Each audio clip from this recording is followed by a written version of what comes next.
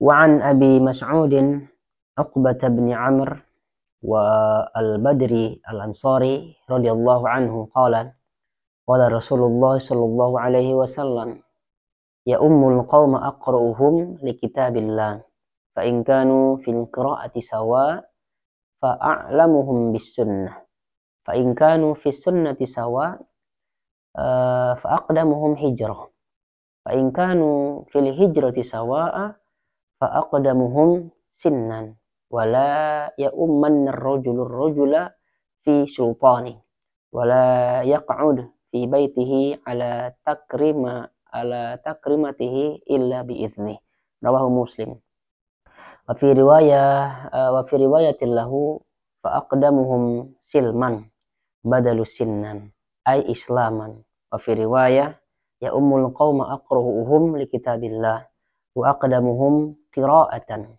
fa in kanat qira'atuhum sawa'a fa ya ummuhum aqdamuhum hijrah fa in kanu fil hijrati sawa'a faliya ummahum akbaruhum sinna. Dari Abu Mas'ud Uqbah bin Amr al-Badri al-Ansari radhiyallahu anhu, dia berkata Rasulullah sallallahu alaihi wasallam bersabda, yang berhak mengimami suatu kaum adalah yang paling bagus bacaan Al-Qur'annya. Jika dalam bacaan mereka sama, maka yang paling mengerti tentang sunnah Rasulullah sallallahu alaihi wasallam. Kalau hal ini sama juga, maka yang lebih dahulu hijrahnya.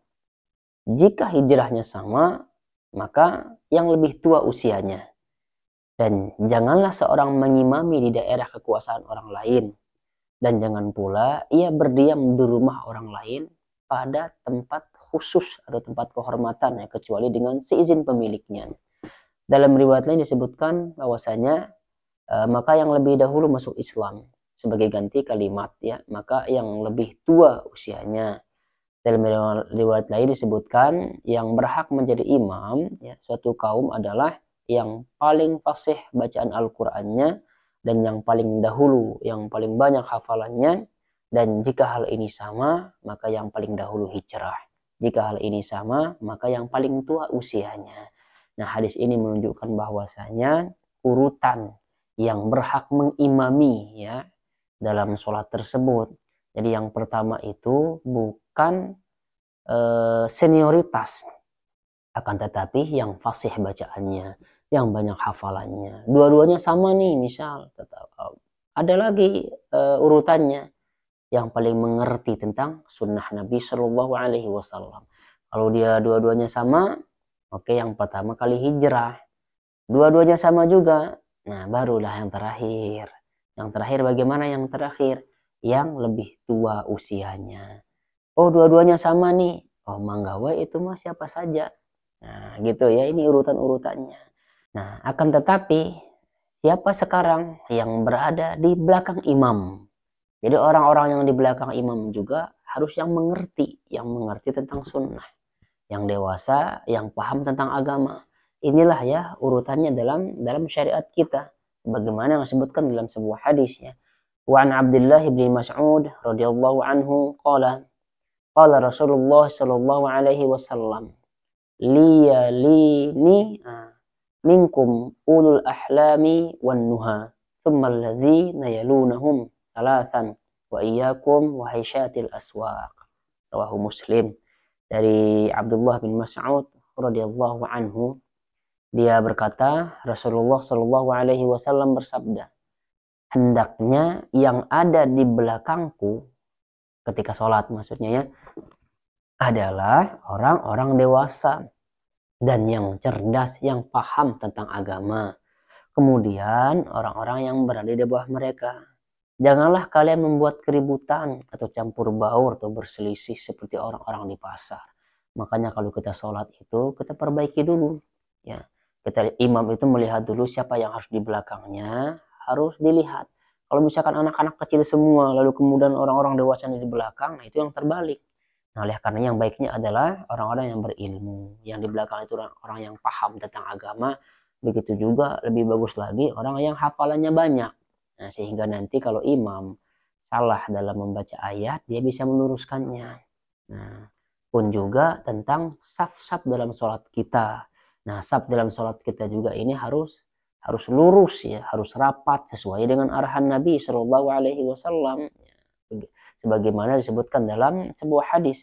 Wa anhu qala kana Rasulullah Shallallahu Alaihi Wasallam yamsahu manakibana fi salat wa yaqul istawu wa la takhtalifu fatakhtalifa qulubukum liyalini minkum ulul ahlami wan nuha thumma alladhina yalunahum thumma alladhina yalunahum rawahu Muslim. Dari Abu Mas'ud Uqbah bin Amr al-Badri al-Ansari radhiyallahu an, dia berkata, Rasulullah Shallallahu Alaihi Wasallam selalu menyamakan, meluruskan pundak-pundak kami, bayangin ya, menjelang sholat, dan beliau bersabda, ratakan dan luruskan saf kalian. Dan janganlah kalian tidak rata yang akan mengakibatkan berselisihnya hati kalian.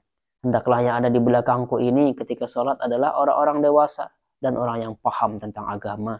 Kemudian orang-orang yang di bawah mereka. Kemudian orang-orang yang di bawah mereka. Ini dia. Ini yang terjadi di kita sekarang. Susah sekali di banyak ya. Di masjid-masjid ini banyak yang belum paham tentang bagaimana meluruskan saf sholat. Padahal sering sekali imam mengatakan ya, istau sawu sufufakum dan yang lainnya ya, luruskan saf, karena meluruskan saf adalah bagian dari sempurnanya sholat. Tapi tidak diindahkan oleh orang-orang yang berjamaah itu. Faktanya kita lihat ya, jarak antara kaki yang satu dengan yang satunya, kaki temannya itu spasinya itu sangat jauh begitu ya. Maka yang baiknya adalah kita rapatkan bahu dengan bahu, kata Rasulullah. Sebagian riwayat yang lain disebutkan bahwasanya bahu dengan bahu, tumit dengan tumit. Maka tumit kita ini harus bersatu gitu, harus nempel dengan tumit teman kita, saudara kita yang sholat bersama kita itu. Nah gitu ya, bahu dengan bahu. Nah berarti ini menunjukkan bahwasanya kalau misalkan tumit dengan tumit, maka otomatis safnya itu akan lurus. Tumit dengan tumit, bahu dengan bahu. Nah itu akan orang-orang seperti ini yang mempraktekkan sunnah Nabi Shallallahu Alaihi Wasallam. Sebab kalau tidak demikian, maka hati kita akan berselisih. Ya. Jauhnya saf kita itu membuat hati kita berselisih. Ya, faktanya demikian. Namun ada orang yang terkadang menempelkan kakinya gitu supaya dekat, supaya nempel lah, bersentuhan dengan tumit saudaranya. Nah, tetapi yang orang yang satu ini merenggangkan lagi kakinya, sehingga susah untuk diluruskan. Begitu ya. Jadi tugas kita yang sudah tahu hadis ini, yang sudah mengerti sunnah, tugas kita adalah merapatkan saf, menempelkan kaki kita atau bersentuhan dengan tumit ya, saudara-saudara kita. Kalau misalkan tumitnya dijauhkan lagi begitu, sudah nggak usah dipepet-pepetin lagi, nanti orangnya marah. Gitu. Makanya ini pentingnya seorang imam sebelum dia memulai sholat, maka diarahkan, itu makmum diarahkan, diberikan arahan begitu ya, luruskan saf yang masih kosong diisi, saf yang masih renggang tolong dirapatkan begitu, baru memulai sholat. Itulah ya sunnah-sunnah yang harus kita lakukan dalam sholat, yang dimana sunnah-sunnah ini sudah banyak ya yang terjadi di masjid itu tidak diindahkan.